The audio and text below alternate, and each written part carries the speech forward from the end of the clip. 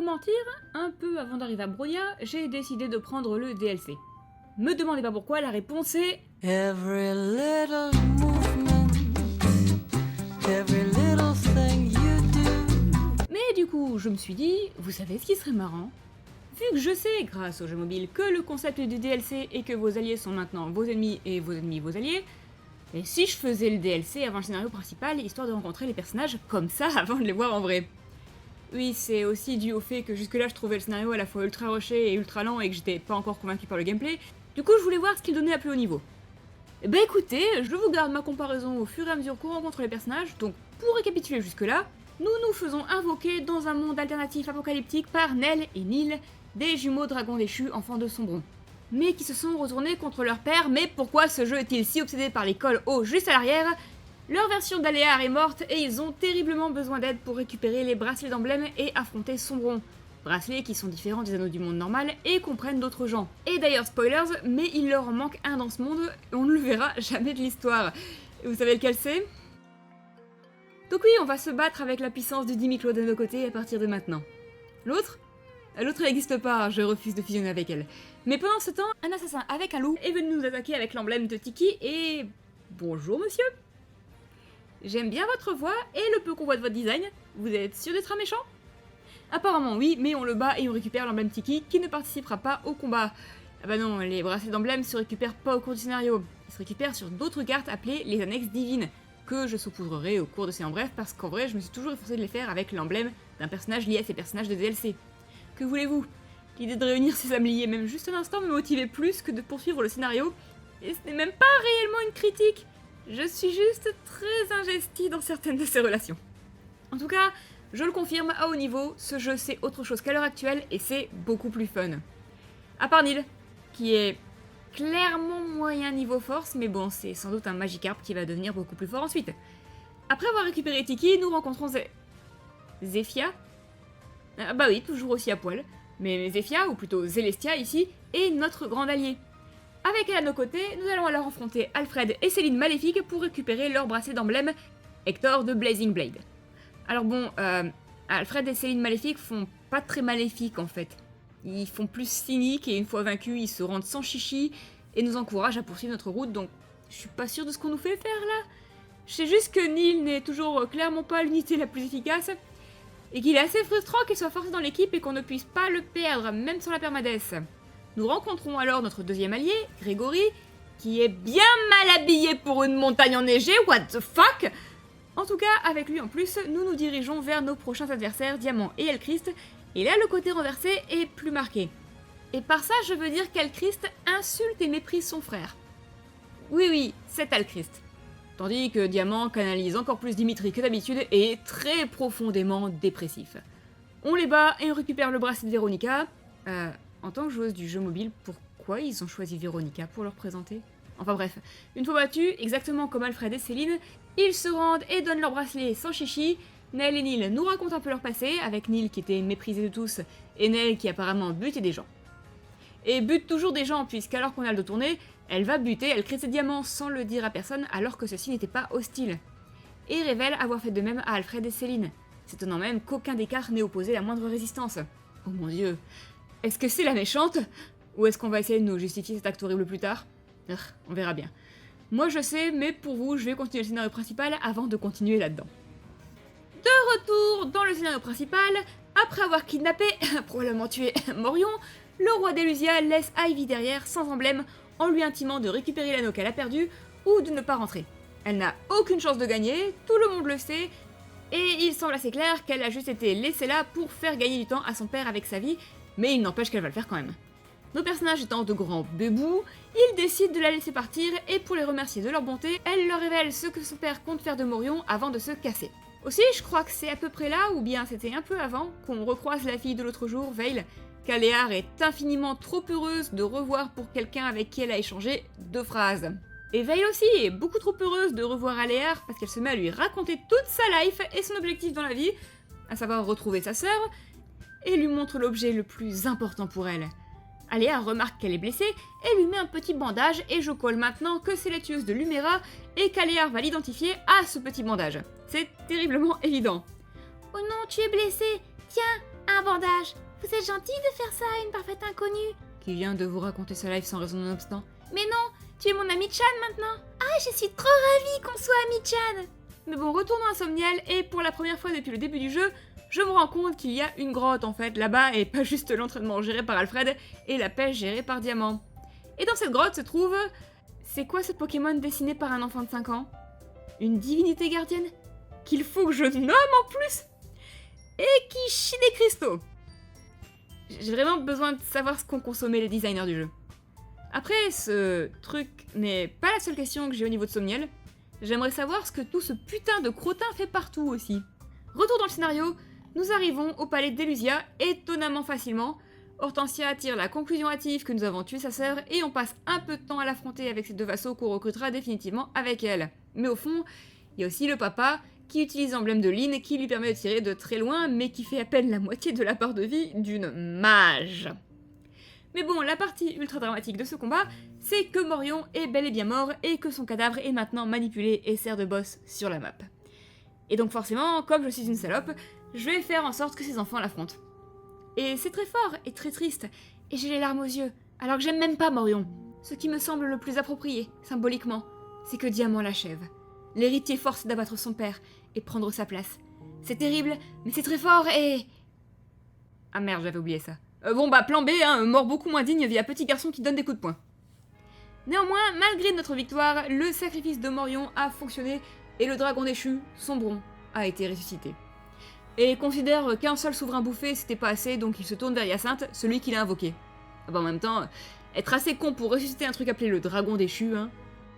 Bon, le truc dramatique, c'est que ça a eu lieu devant Hortensia. Mais bon, elle avait qu'à pas avoir un design aussi absurde, et oui, je vais blâmer tout et n'importe quoi là-dessus si je peux, parce que je suis toujours incapable de prendre le jeu au sérieux à cause de ça.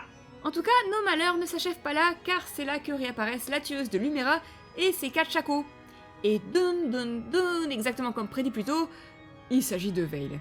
Mais une Veil qui agit très différemment de l'habituel. Et qui fait comme si elle ne nous avait jamais vus.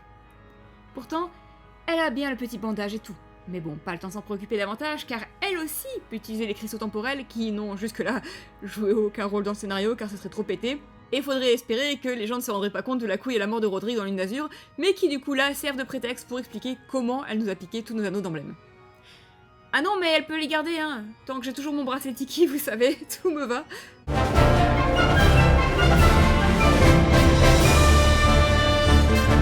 Sauf que bon, on était censé réunir les anneaux pour lutter contre Sombron, et le résultat c'est que Sombron a récupéré tous nos anneaux, donc on est un chouïa dans le caca, et on doit fuir. Littéralement. C'est une map fuir, putain oui. Alors bon, pas comme dans Path of Radiance où tu gagnes de l'XP bonus pour chaque perso qui fuit avant ton protagoniste, au contraire, il ne faut faire s'enfuir qu'à Léar et les autres peuvent pas. Ce qui est moins fun. Mais a pour avantage que je peux laisser Louis et Tiki tout au nord et défoncer tout ce qui s'approche pendant que le reste nettoie lentement le chemin. C'est alors que revient Ivy pour nous aider et nous rejoindre officiellement avec ses vassaux, Zelkov et notre nouveau MVP, Kagetsu. Il ressemble à Félix, mais il a l'attitude de Gaspard, donc je l'ai mentalement baptisé Kawaii Félix, et il va un peu nous carry tellement le jeu que je vais le bench régulièrement juste pour laisser à d'autres personnages l'occasion de monter de niveau. En tout cas, une fois qu'on a fui tranquillement, on a de nouveau l'occasion de rentrer à Somniel, zone dans laquelle je ne suis pas encore entrée en détail parce que comme vous l'avez sûrement déjà constaté avec Snamètre, je n'y passais pas beaucoup de temps lors des premiers chapitres. Et c'est seulement au cours des chapitres à venir que je vais commencer à vraiment voir ce que je peux faire en dehors d'un nombre tristement réduit d'activités de groupe, du spam de boutons qui défonce les doigts, ou de nourrir un truc qui chie des cristaux liens. Mais donc, en attendant, Ivy a piqué 2 anneaux d'Elusia, ce qui signifie qu'elle nous a refilé les anneaux de Lynn et de Lucina, qui sont un peu en mode « Est-ce qu'on avait vraiment besoin des autres là, vu comme on est badass ?» Bah vous êtes chou, mais on avait 5 emblèmes et là on en a plus que 2. 6. Vous en faites pas, on est plus forte qu'eux et en plus vous allez croiser l'un des personnages sur qui Lynn est le plus OP du jeu dans un instant. Comment ça, 6 ? Mars, Sigurd, Celica, Micaiah, Roy... Leaf, dragon divin. Vous oubliez toujours Leaf. Le pire, c'est que quand je me rappelle qu'il existe, j'aime bien l'utiliser. Bref, nous sommes dorénavant dans la contrée désertique de Solm, parce qu'il faut toujours une contrée désertique pour représenter l'Orient inconnu, et ce que ça a comme effet sur moi, c'est de me faire brusquement me demander si, vu ce que Claude dit à Petra dans leur soutien, il voulait sous-entendre aussi qu'Almira était censée être une contrée désertique cliché. Non, parce que bon, ayant à une époque étudié l'Empire perse et les paysages de ses descendants, Ça me donne un peu envie de hurler mentalement si c'est le cas. Quoi qu'il en soit, nous nous paumons à peu près immédiatement comme des buses, et c'est alors qu'un très joli jeune homme, qui aurait probablement le meilleur design du jeu si ce n'était pour ses plumes partout qui font vraiment too much, nous tombe dessus comme de par hasard, et nous demande de l'aide comme de par hasard. C'est beaucoup de hasard, hein. Et encore plus de hasard qu'il est enfin un compagnon. Pâle comme des culs, et en plus ils sont blonds et roux. Je sais pas quelle crème solaire ils utilisent en Solm, mais elle doit être particulièrement efficace, sinon leur nez serait une grosse tache rouge là. Et aussi, c'est quoi ces cheveux?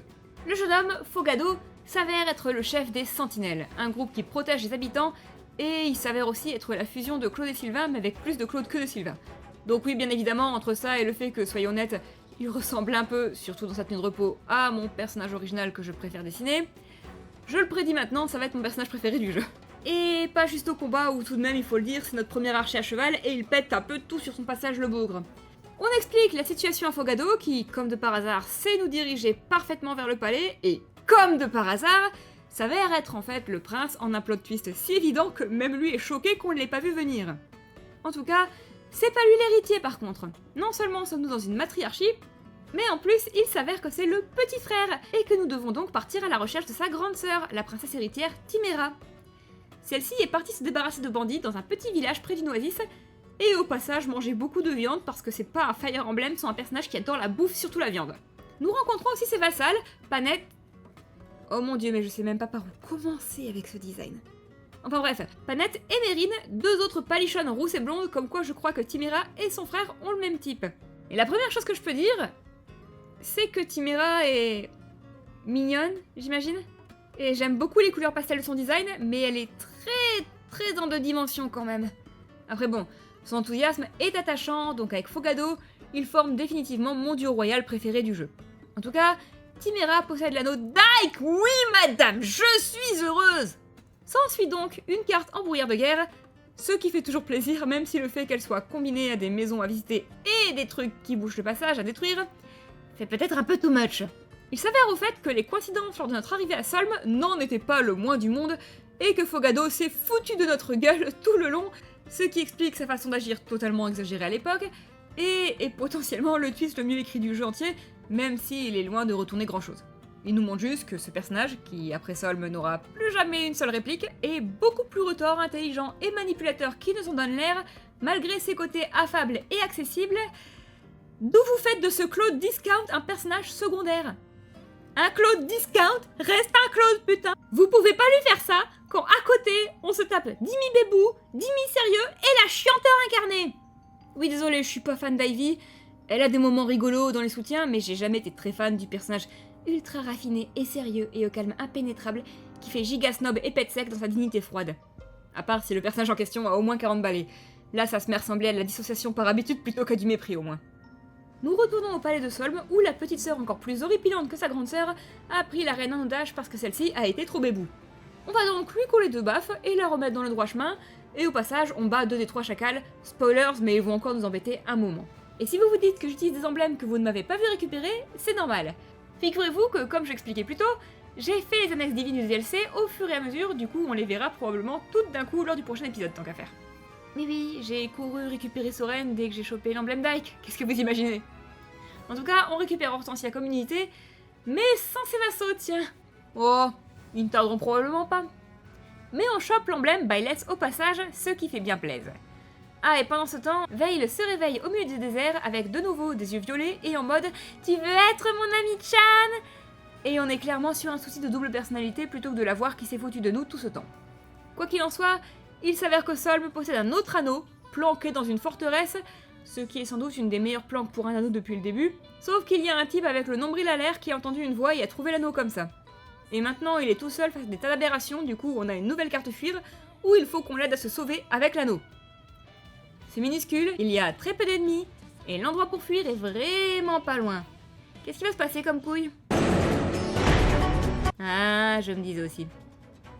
Dites bonjour à Sidal, le danseur du jeu, danseur qui va nous être après quelques chapitres absolument inutile, tant il se fait, je trouve, surpasser par l'emblème Byleth.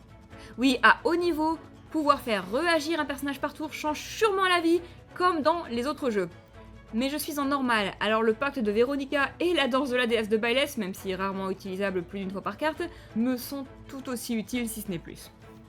En tout cas, Veil nous retrouve alors et est tout ravi, mais ne comprend pas notre hostilité, et nos personnages, soit cons comme des buses, soit trop obnubilés par ce qui s'est passé en Elusia pour voir que ses yeux gigantesques, qui lui bouffent la moitié du visage, ne sont pas de la même couleur, ne captent pas qu'il y a un souci. C'est donc aux 4 chacals de la réconforter en lui affirmant qu'elle n'a rien fait de mal et qu'il doit y avoir un malentendu, mais que si elle compte revoir nos personnages et discuter avec eux, alors elle pourra les retrouver en Pyrénées. Après tout, on sait qu'ils se rendent là-bas. Et pourquoi ça? Mais parce que les chacals sont sur le point d'attaquer le royaume, tout simplement. Donc oui, en effet, on va aller là-bas.